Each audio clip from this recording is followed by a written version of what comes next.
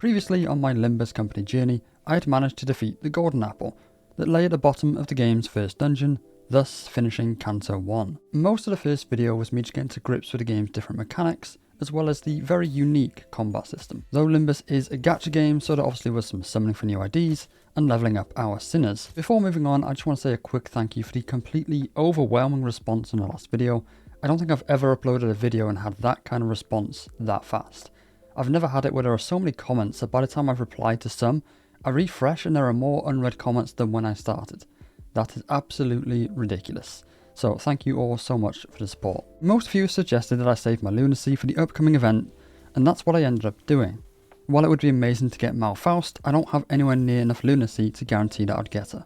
So more than likely I would run out of lunacy before getting anything exciting. I also wanted to say that I'm going to add timestamps down below, so if you're here specifically to see if I picked NClair or NFaust, there will be a timestamp down for that, as well as for when I'm covering Canto 2, as well as Canto 3. Canto 2 begins and we arrive at what appears to be some rundown, slum-like city streets, where Faust informs us we'll be meeting up with some extra help from the Limbus Company clearance department. We are told to be on our best behaviour because they are our betters, at espionage anyway. Since our job is to infiltrate a casino, their assistance would be invaluable. Our rendezvous is a pawn shop where we witness the owner being extorted by what seems to be a local gang, and despite our company hires being known as sinners, they don't enjoy standing by idly while watching foul play. Despite being the presence of Sword and Effie, our sinners wasted no time dispatching the goon. Likewise, Faust wasted no time in pinning the blame on ourselves. For me personally, I wasn't as invested in Canto 2's story as I was with Canto 1, and because there's a lot to cover in this video, we are going to basically just speed through it. Also, I've really not been looking forward to having to pronounce some of these characters' names, so I apologise because I already know I'm going to get several wrong. Essentially, Sword and Effie have been working for a long time on the undercover investigation and managed to acquire a very special tattoo that provides the wearer with luck. A lot of luck. It's applied to our arm since we are to win the Golden Bow's dungeon through a game of poker. So, under no circumstances are we to spend this luck on any of the casino's machines. Thankfully, our team knows we're a trustworthy manager. Ishmael herself was in the middle of saying this, right as we were convinced to pull the lever on a roulette machine, expending all of our luck, not only winning the grand prize, which Faust said should be practically impossible, but also drawing a lot of unwanted attention. So, once again, our only way out is violence. Sword is so unimpressed with us that she's decided to never share plans with our company again, and to my surprise, Faust responds by saying it took her long enough to realise that. This subtlety to Faust is why I think she's my favourite sinner so far. While she's supposed to be the smartest person in the world, she doesn't follow the annoying, stereotypical archetypes that all the smartest people in the world have, such as being completely emotionless. Faust is not like this. When stuff goes wrong and seemingly not to plan, you'll see her model actually crack a slight smile. She's more human than your typical super intelligent character, and it works fantastically. New plan. We're going to fight our way through all the floors, eventually reaching the poker game. Except this one. We're going to dance our way through this one. Not before securing some luck from the ground floor of the casino, as it collects it from all the customers that fail to win on the casino's machines. During the poker game, Rodion makes a gesture on her arm, signalling the use of the luck that we acquired, though it's done intentionally, so the other attendees would call her out, and actually is executed for being wrong. Even without the use of luck, we actually win the hand and are given rights to the dungeon. Well, after beating up the sore loser. But seemingly it was all just a facade, as the dungeon is already being inhabited by slaves and their masters. The first boss goes down, and then the second, until we reach the ground floor, which is where things get a little bit interesting. The entire place is covered with ice, and one of the members of the poker game greets us, more specifically greets Rodion, as they used to be friends growing up. His name is Sonia, and back when they were younger, their hometown was fairly poor. Sonia and Rodion blamed the rich and started a group to exact revenge, but it's here their beliefs went down two separate paths. But not before Rodion buries her axe into the skull of a rich lady. In the present day, Sonia shows us some visions of what he could do with the golden bow, with Rodion back by his side. It's a stunning, vibrant version of the hometown, with food aplenty and smiles on all the locals. Though without a second thought, Rodion shoots down the idea, and we begin a slightly different boss fight than last time. The golden bow takes the shape of a house, chasing us out of the dungeon. But instead of us fighting this giant monstrosity, we're to defeat waves of regular mobs who are in our way from retreating. When things look doomed, Sonia swoops in, saving us and allowing us to secure the golden bow, and we safely reboard the bus. Story elements aside, we have done a few gacha stuff that needs to be talked about. For starters, I invested a lot of resources in leveling up and up-tying Ting Tang Hong Lu. While I'm trying to keep as much of Limbus Company spoiler free, I did look up my units I pulled at the very end of the last episode, just to gauge who I should invest in. From what I could tell, Honglu was by far my best unit, and of course at the end of the day this is a gacha game. And while personally I don't think you can actually brick your account in gacha games, you certainly can make the game easier or harder on yourselves depending on how you invest your resources. I also decided to give the mirror dungeon a try, and at first I was going to complain about the massive text dump the game gives you as a tutorial, but actually after running it myself, most of it is pretty self-explanatory. I will say that the first run took me over an hour and a half to complete. But I've actually been using the mirror dungeon as a really great way to test out all the comments that you've been leaving about the combat, and it's really changed the entire game for me. Is now I truly believe I actually understand how the combat system works. If you're neutral or below and have sins to spare, pop an ego move and that pretty much always changes it so that you have a dominating clash. Or if you have a faster unit with a better chance of winning the duel, you can force a clash instead. I still very rarely use defense, as the few times I have done, it has led to me becoming staggered and ultimately losing that unit. Otherwise, I do think the combat actually makes sense. There's a lot of different elements to it, but when you break it all down bit by bit, it's not too bad. At least the basics anyway. Team building isn't something I've looked into at all, but for the mirror dungeon I just pick up as many slash related gifts and I run as many slash related sinners as I possibly can. I don't know how many times you're supposed to run the mirror dungeon, but I have done my 3 for this week, boosted my battle pass level to the mid 20s, and by the time this video is live it'll be a fresh week, so I very well could be in the 30s. Once again, reading all your comments made me respect Project Moon even more, and so I decided I really want to support a company and I was desperately looking for something to buy. But the thing is, I just really didn't need to spend money anywhere at all. There was nothing I really felt like I was lacking, so I decided just to pick up the paid battle pass for the extra XP, threads and crates containing Alcina's shards. I'm really trying harder with all the terminology. I know there's probably some things I'm still getting wrong. If I say something wrong, please do just correct me, and then hopefully I won't make the same mistake again in the future. While I don't actually pick my day 7 season 1 ID until halfway through Canto 3, I don't want to interject halfway through the story, as so far Canto 3 has been my favourite.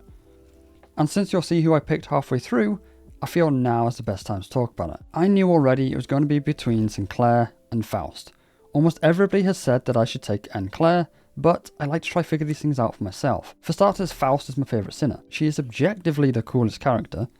Secondly, in a week's time we are going to get a really good ego for her, so having a strong ID for her makes sense. That being said, here's my live take on breaking down their kits.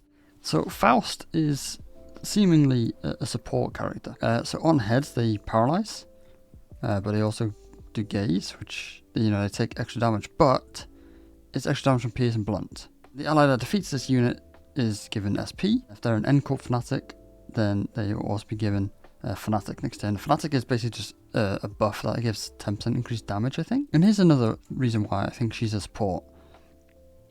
On kill, he has all allies for 10 SP, which is amazing. But it also gives him some damage up, which is great. But my main carry right now is Honglu, who uses slash, as she does not provide a slash damage bonus. He's a minus, I don't really know how to describe this, coin, sanity, I don't know the terminology. So I'll set him down to 3 because I think I'll be able to take him to 3. So on Tails, which is likely because he's going to be reducing his SP, so he's more likely to hit Tails, he gains Fanatic, which is a damage buff, I think. You know, ideally, I think what you want to do is skill 1, become Fanatic. Skill 2, when you are Fanatic, you do 10% more damage. And there's lots and lots of coins here, so this seems like a good clashing skill, but it's minus, so I don't know how all that works yet. He'll be inflicting burns and bleeds, so probably, you know, a decent amount of damage. I think bleed is when they use coins, they take damage. So I'm just trying to get my head around the two characters, and then you got a massive beefy skill here. If it's Fanatic, deal 10 more damage. If there's a certain enemy type, deal more damage. I think this maybe means he's really good at staggering, and if he kills, he gets increased blunt power, and you can see it's blunt. But it does seem like a really strong unit. 전부 불태울 거야. 역겨운 내 삶까지도.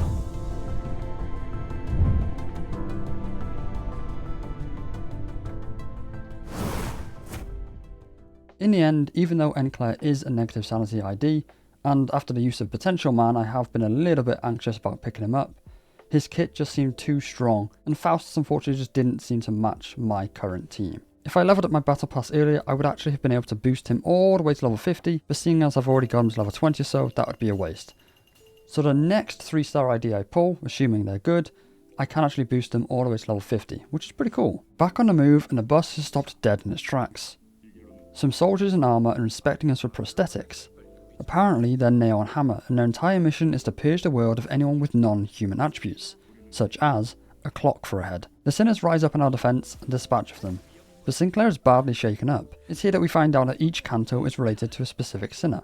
Canto 1 is all about Gregor, Canto 2 is all about Rodion, Canto 3 is Sinclair's turn. While young and seemingly innocent, there's clearly something about his past that's dark that he just isn't telling us about. Considering how easy Canto 2 was, Canto 3 was a massive wake-up call. The Crusaders of Nail and Hammer are tanky, and one wrong move will give them the opportunity to stag you.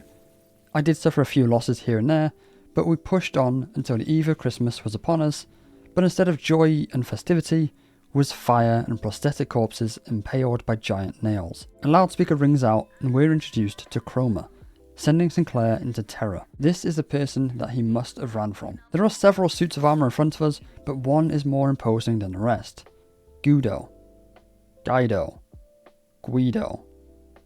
I have no idea. It took a few attempts, but eventually we did best him, and continued pushing on through the town, discovering more fires and more impaled bodies. A lot more bodies. It took me a minute to realise what I was looking at, but eventually it clicked. Wait a minute.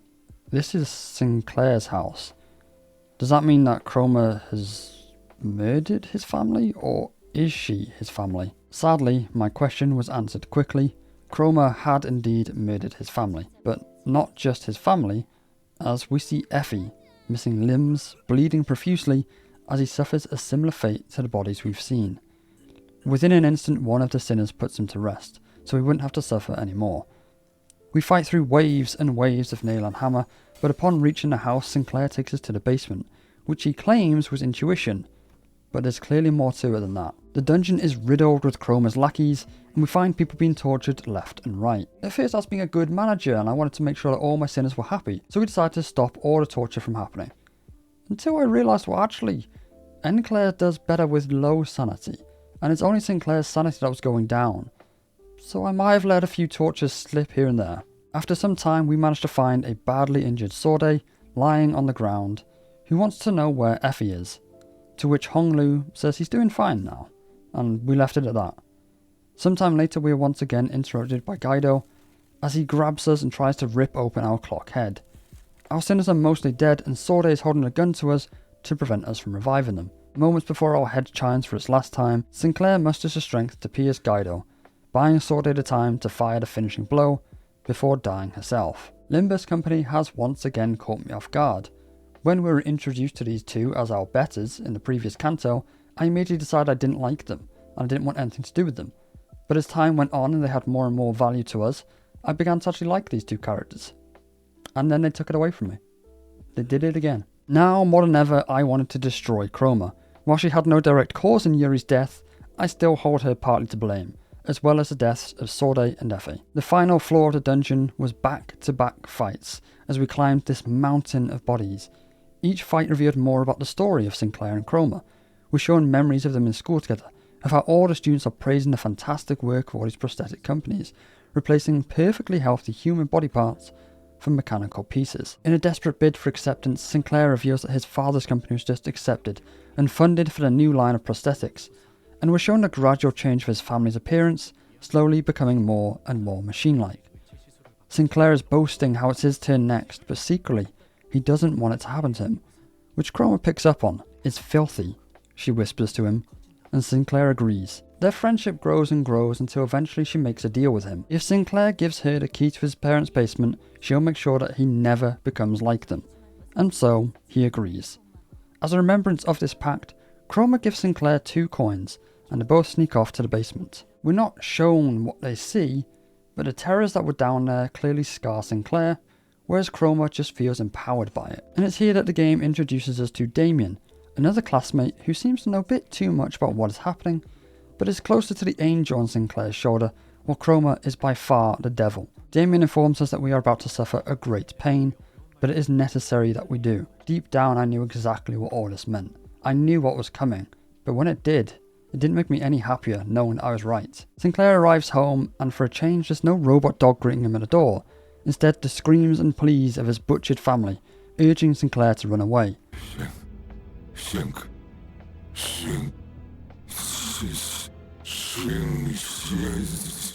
Frozen in place by shock, he's helpless as he watches Chroma and Guido finishing nailing hammers into his family, before Chroma approaches and removes one of the coins. Now it was time to end this. 불길 속으로.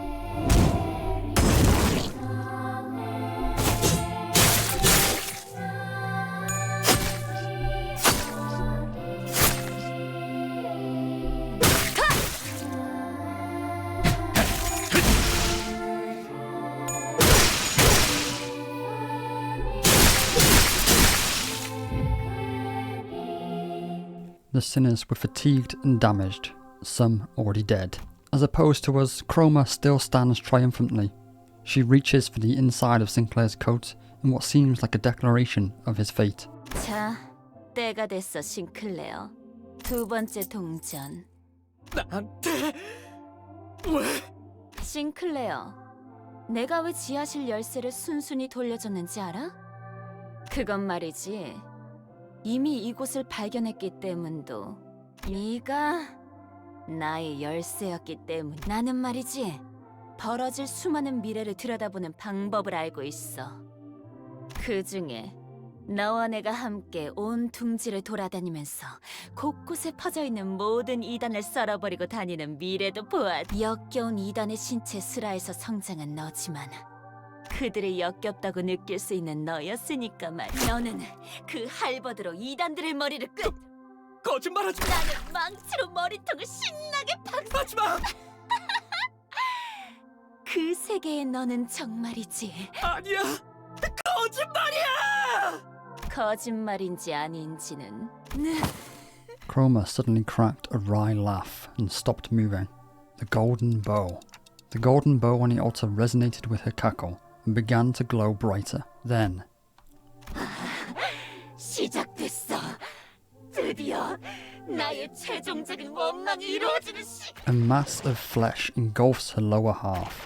From the hideous organic growth, bundles of ambiguous appendages stretch outwards in countless numbers, as if desire and madness were made manifest. 자, 싱클레어, 나를 찢어 마셔봐. 할 수 있다면. 재밌네요.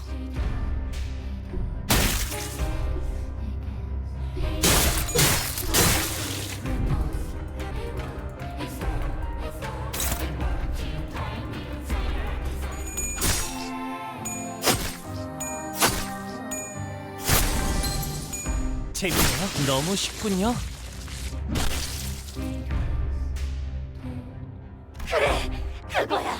고통스럽지, 증오스럽지. 저 나를 봐. 가장 순수한 인간에 가까운 이 모습을, 이 육체와 살기를. 싱클레어, 너 지금 너무 인간다.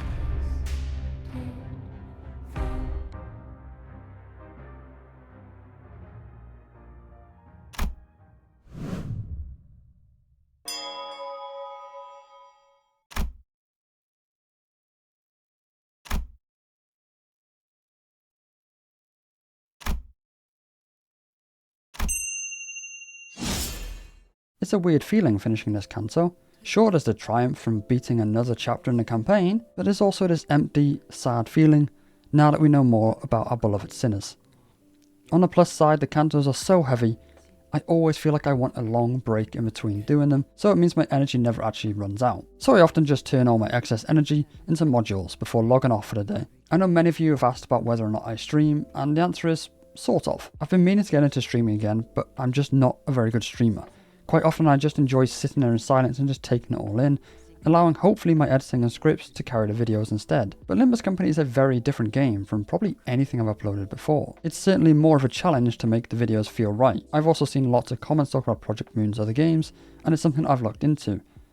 I don't see any reason why I shouldn't play them, so I'll add that to the list. Despite being told that Lobotomy Corporation can actually be quite difficult to get through, I will definitely give it a try. But for now, I just want to say thank you all so much for watching, thank you for listening, and I'll see you all again very, very soon.